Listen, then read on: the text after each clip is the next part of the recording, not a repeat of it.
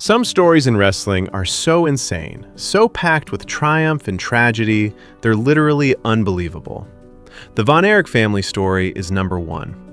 This is an epic saga of how one man's crazy ambition built a wrestling dynasty, just to see it all get destroyed by an almost unthinkable amount of loss. This isn't just a wrestling story. It's about fathers and sons, the insane pressure of a legendary name, and the terrifying price of building an empire. What if a father's dream to build an empire for his sons ended up completely destroying them? In the 1980s, Fritz Von Erich, a guy who went from a failed football player to one of the most hated villains in wrestling, did exactly that. He built a wrestling empire in Dallas, and he put his handsome, athletic sons at the very center of it. They were treated like the biggest rock stars on the planet and were about to change the entire wrestling industry. But a dark shadow was hanging over their insane success, and one by one, the dream became an absolute nightmare. This is the story of how Fritz Von Erich built a revolutionary wrestling empire, and the tragic price his family paid for it. The man who would become the legendary Fritz Von Erich was born Jack Adkisson on August 16, 1929, in Jewett, Texas. He was a massive dude from a young age, crushing it in sports like football and track.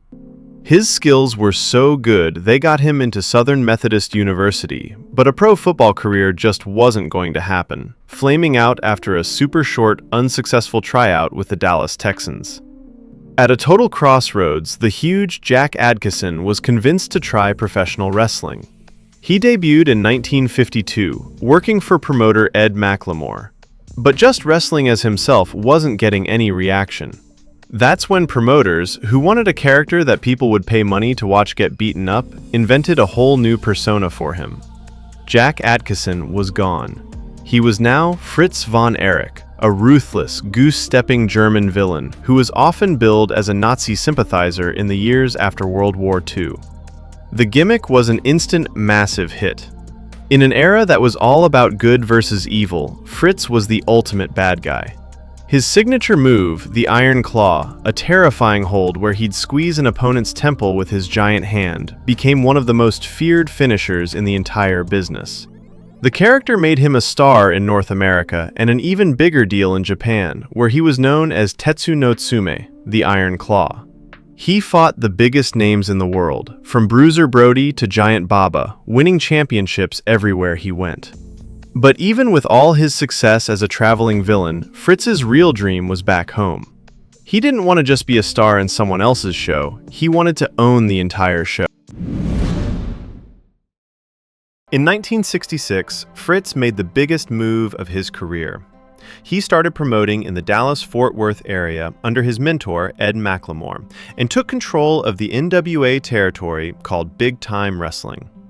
When McLemore died from a heart attack just a few years later, Fritz became the one and only owner. The bad guy who had terrorized audiences for years was now in control of the whole region. The heart of his entire operation was a gritty, non-air-conditioned, silver-domed barn in Dallas called the Sportatorium. It was the opposite of glamorous, but to the thousands of fans who packed it every single week, it was like a cathedral of wrestling. As a promoter, Fritz did something genius. He switched from being the hated German villain to a heroic Texas father, a good guy defending his home turf. It was an amazing business move that locked in his local fan base and set up what was coming next. For years, big-time wrestling was a solid but pretty standard territory. But Fritz had a vision that was way, way bigger.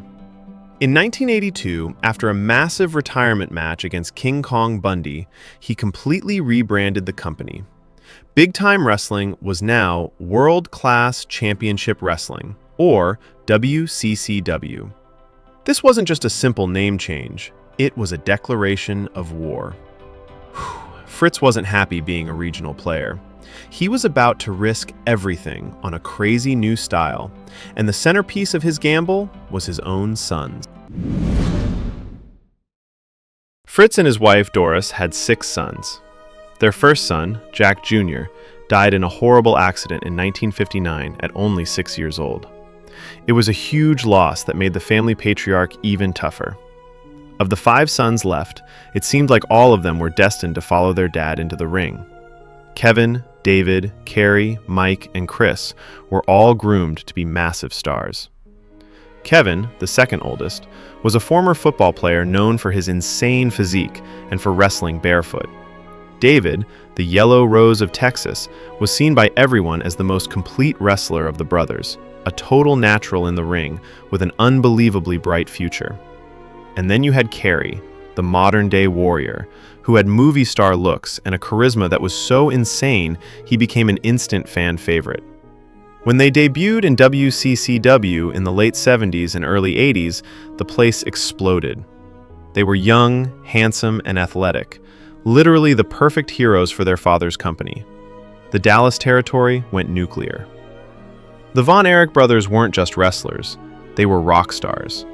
Teenage girls would scream every time they appeared, their posters were on 1 million bedroom walls, and they got mobbed absolutely everywhere they went. Fritz's plan was working better than he could have ever imagined.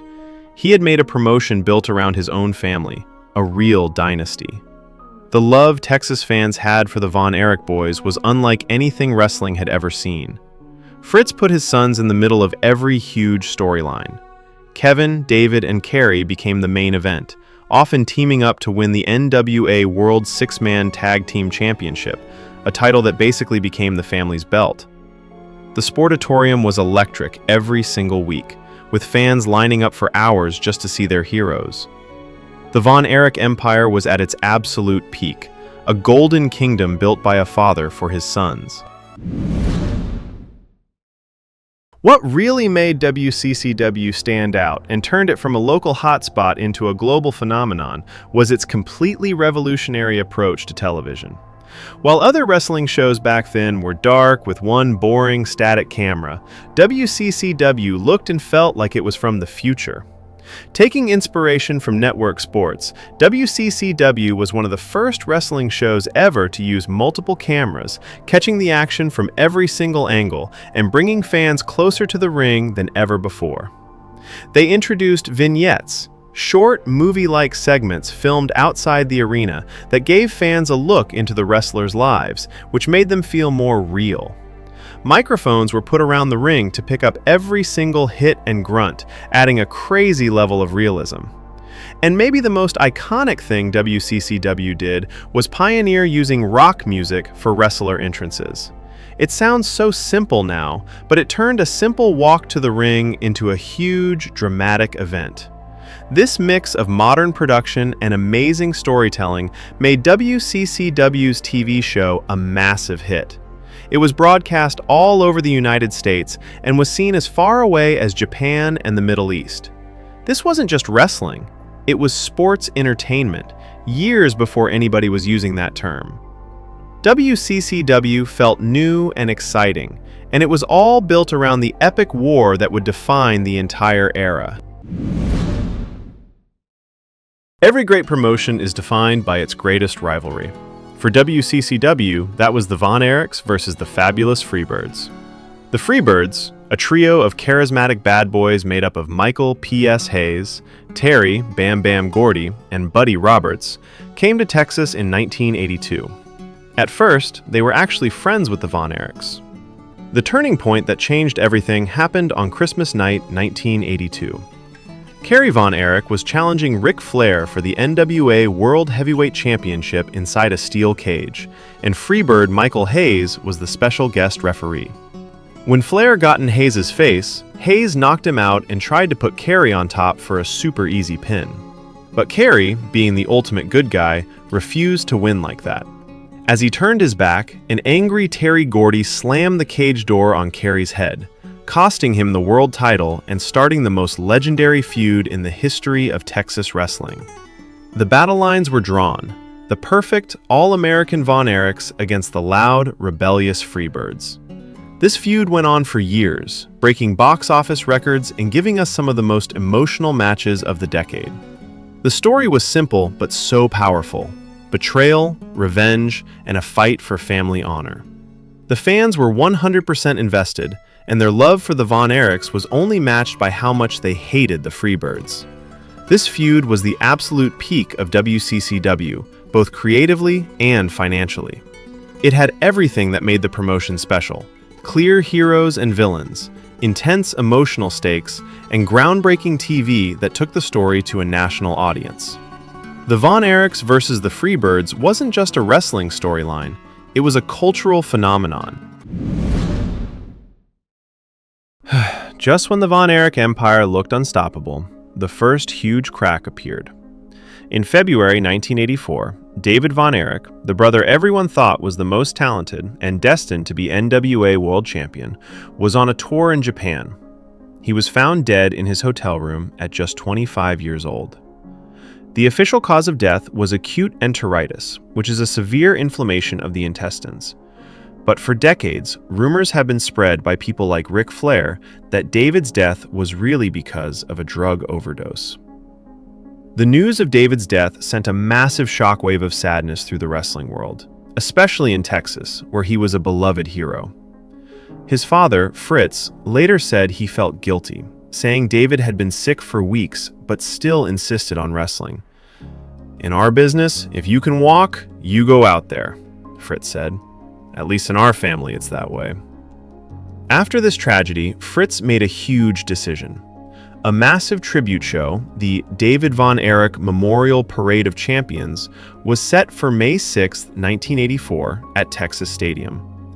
In the main event, David's brother Kerry would challenge Ric Flair for the NWA World Heavyweight Championship, the exact title David was supposed to win.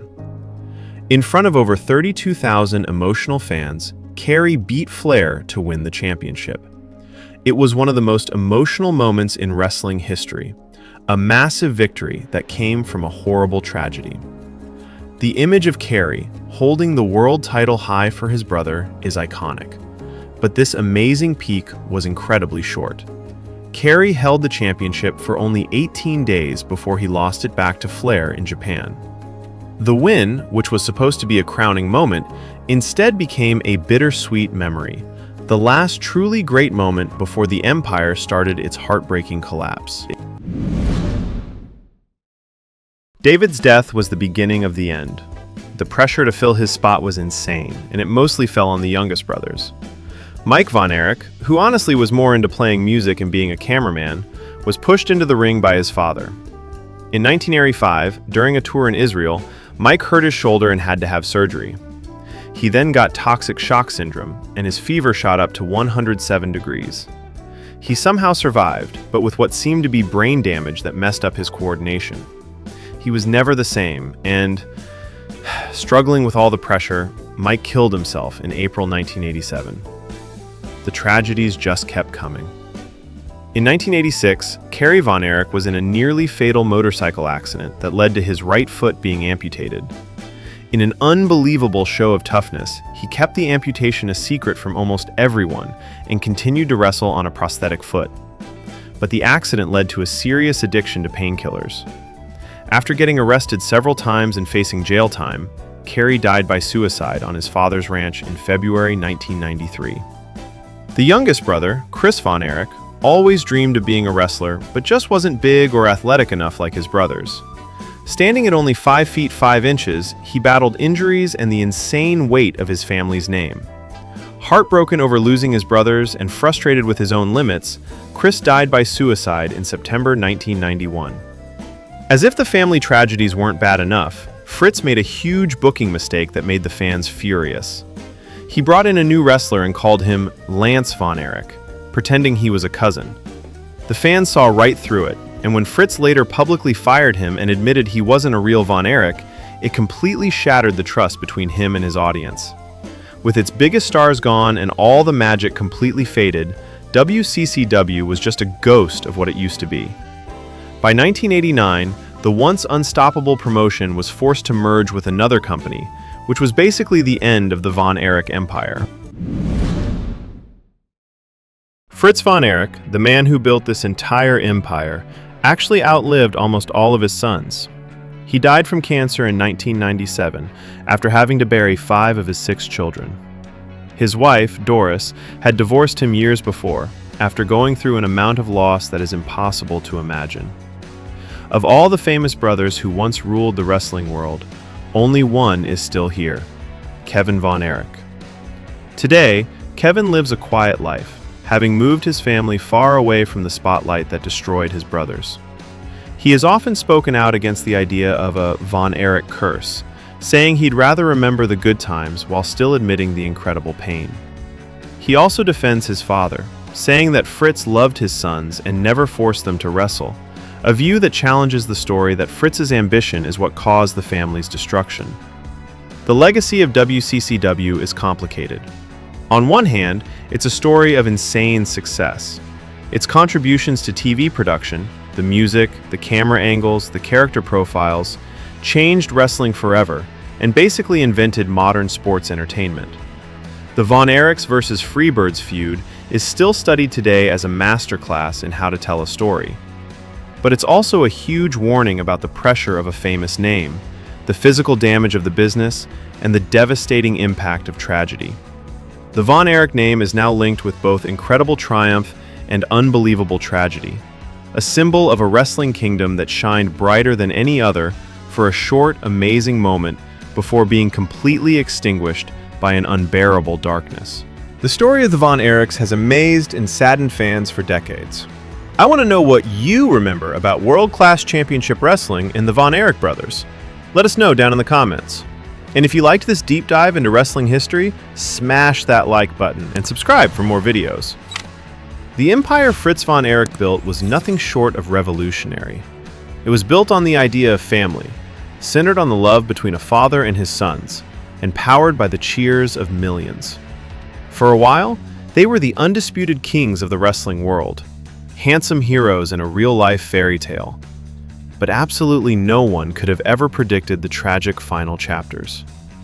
The story of how Fritz created his wrestling empire will always be tied to how it was all lost, reminding us that in the world of professional wrestling, sometimes the brightest lights cast the absolute darkest shadows.